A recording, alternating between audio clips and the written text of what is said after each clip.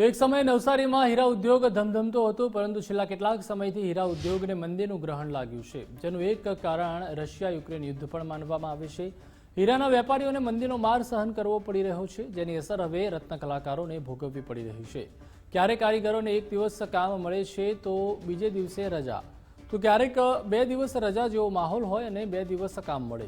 આમ હીરા ઉદ્યોગ પર મંદીની અસર થતાં ઉત્પાદન અને બજારમાં હીરાની ડિમાન્ડ પર તેની અસર થઈ છે। એક સમયે નવસારીમાં 400થી વધુ હીરાના કારખાના ધમધમતા હતા અને 12,000 રત્ન કલાકારોને રોજગારી મળતી હતી। હવે પરિસ્થિતિ વિકટ બનતા 200 જેટલા કારખાના બંધ થઈ ગયા છે, જેથી હીરા ઉદ્યોગ અને રત્ન કલાકારોને સરકાર સહાય કરે તેવી માંગ ઉઠી છે। મળતા પહેલાં અમે 9-9 કલાક ટાઈમ ભરતા, કામ થતું, ઘર સારું ચાલતું, પણ હમણાં એવી પોઝિશન વીક છે કે ગવર્મેન્ટને કહેવા માંગીએ છીએ કે અમે આ રત્ન કલાકારો બધા ભાઈઓ બહુ આખો દિવસ કંટાળી જઈએ કે આખો દિવસ ઘરો કે 4 કલાકની રોજી ઉપર ઘર ચાલતું નથી। એટલે અમે સરકારને એ કહેવા માંગીએ છીએ કે આ વાતાવરણ માટે અમે શેઠને બી કંઈ કહી નથી શકતા। એટલે મહેરબાની કરીને અમારું આ સરકાર ગવર્મેન્ટ થોડુંક અમારામાં જોઈને અમને રત્ન કલાકારને કંઈક લાભ આપે તો અમારે સારું છે। બીજો નવસારીમાં કોઈ એવો ધંધો નથી કે અમે એને માટે કંઈક કરી શકીએ, બરાબર। એટલે મહેરબાની કરીને અમને ગવર્મેન્ટને એટલું જ કહેવા માંગીએ છીએ કે અમને થોડી રાહત રત્ન કલાકાર માટે આપે। અમે અહીંયા વધારતો નહીં, પણ 10થી 20 હજાર કારીગર તો રખડતા જ છે। એટલે મહેરબાની કરીને અમારા આમું જોરું સરકાર જુએ એ જ વિનંતી છે। આવી મંદી પણ આ રીતની મંદી કોઈ દિવસ આવી નથી। હવે અમને કારીગરને આપવા માટે પૂરતો માલ છે નહીં। હવે 50% કામ કારીગર કરે છે, બરાબર।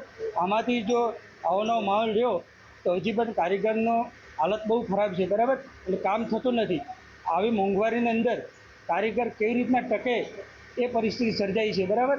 અને અમારે બી આ બધા જે અમે વેપારી લાઈનના બધા માણસો છે, બરાબર, એ લોકો બી બહુ ટ્રાય કરીએ છીએ, બરાબર, પણ કંઈ સેટિંગ આવતું નથી। હવે આનું કંઈક કોઈ પણ હિસાબે સરકાર કંઈક કરે તો બહુ સારું છે। કારીગરોને વધારે તકલીફ પડે છે। આ વિશે અમે પણ સરકારને રજૂઆત કરી છે, સરકારને પણ વિનંતી કરી છે કે ભાઈ તમે કંઈક રત્ન કલાકાર માટે વિચારો। રત્ન કલાકારના ખરેખર આ વખતે જો હવે ઘણો સમય ચાલે, પાછી હવે થોડી મંદી વધારે ચાલશે તો રત્ન કલાકાર, કારણ કે આ ધંધો બદલી બીજા ધંધામાં જશે એવું મને લાગી રહ્યું છે।